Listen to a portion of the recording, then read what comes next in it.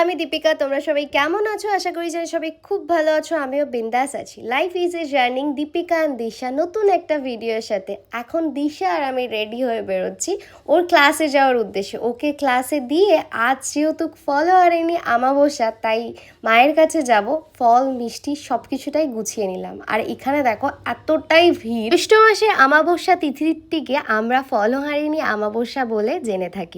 এই দিনটি আমরা পুজো করি দেবী কালী ফলহারিণীর রূপে। এই দিন পূজার ফলে দেবী আমাদের সমস্ত কর্মফল নাশ হয় এবং দেবী আমাদের অদিষ্ট ফল দান করেন। কথিত আছে 1280 বঙ্গাব্দে শ্রী ঠাকুর রামকৃষ্ণ পরমহংস দেব এই তিথিতে দেবী শারদার ষোড়শী রূপে পূজা করেন এবং এই তিথিতেই শ্রী ঠাকুর সমস্ত কর্মফল এমনকি জপের মালা মায়ের পায়ে অর্পণ করেন।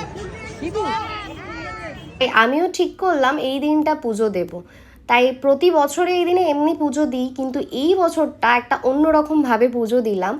যেহেতু ফলহারিণী আমাবস্যা, তো আমি শুনেছি একটা ফল মায়ের পায়ে দিতে হয়, তো যেই ফলটা এক বছর নাকি খাওয়া যায় না, তো আমিও সেটা করলাম। আর চলে আসলাম আরেকটা আমাদের এখানে কালী পুজো বাড়ি ছিল, কাল থেকে উপসী ছিলাম, অঞ্জলি দিলাম, তারপরে এখানে এসে জমিয়ে একটু খাওয়া দাওয়া, তারপরে ব্যাস চলো দেখা হচ্ছে আমার নেক্সট ভিডিওতে। ততক্ষণ টাটা।